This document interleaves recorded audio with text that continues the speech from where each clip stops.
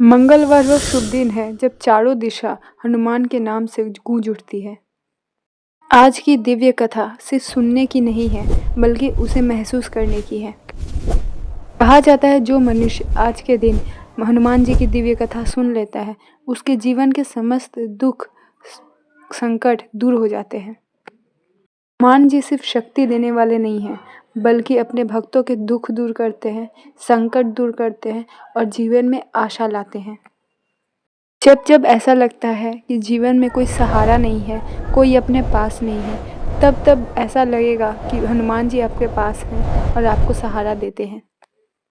यह कोई काल्पनिक कथा नहीं है, बल्कि उन भक्तों के जीवन का सार है जिन्होंने मुसीबत में सिर्फ हनुमान जी का नाम लेकर अपनी मुसीबतों से बाहर निकला है। जब भी मन में दुख, भय और नकारात्मक इच्छाएं आती हैं, तब हनुमान जी का नाम ही हमें रोशनी दिखाता है, विश्वास जगाती है कि अभी कुछ भी समाप्त नहीं हुआ है, जीवन अभी बाकी है और हर समस्या का समाधान होता है। बहुत समय पहले की बात है। गंगा के तट पर बसे एक छोटे से गांव में माधव नाम का एक साधारण युवक रहता था। ना उसके पास धन था, ना पद, ना कोई विशेष विद्या। उसके पास था केवल हनुमान जी का अटूट विश्वास।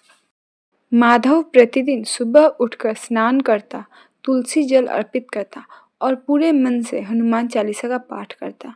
लोग उसका उपहास करते, सिर्फ राम राम और हनुमान हनुमान करने से क्या होगा, पर माधव मुस्कुराकर कहता, जब बजरंगबली साथ हो तो और किसी सहारे की आवश्यकता नहीं।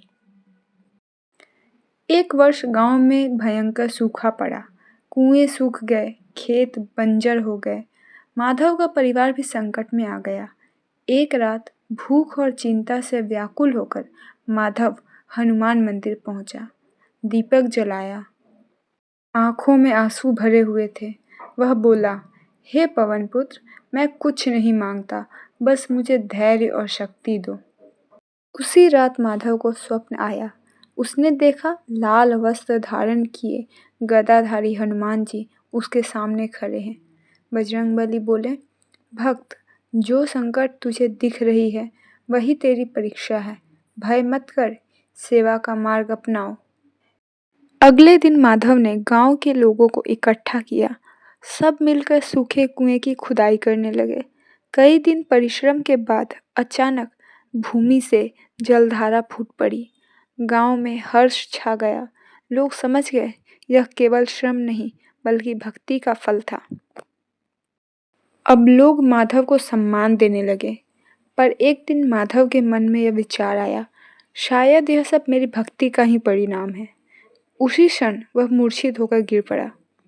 चेतना लौटते ही उसके भीतर में एक स्वर सुनाई दिया, भक्ति में अहंकार प्रवेश करे तो कृपा रुक जाती है। माधव डर गया और माधव रो पड़ा। बोला, हे प्रभु, मैं तो केवल आपका दास हूँ। उस दिन के बाद माधव ने स्वयं को हनुमान जी का सेवक मान लिया। उसने न धन मांगा, न यश, केवल सेवा की। धीरे धीरे उसका जीवन सरल, शांत और आनंदमय हो गया। कहा जाता है कि उस गांव में आज भी जब कोई संकट आता है तो लोग कहते हैं, जहाँ सच्चा हनुमान भक्त होता है वहाँ संकट टिक नहीं पाती। अगर आपको ये कथा अच्छी लगी हो तो चैनल को सब्सक्राइब ज़रूर करिए।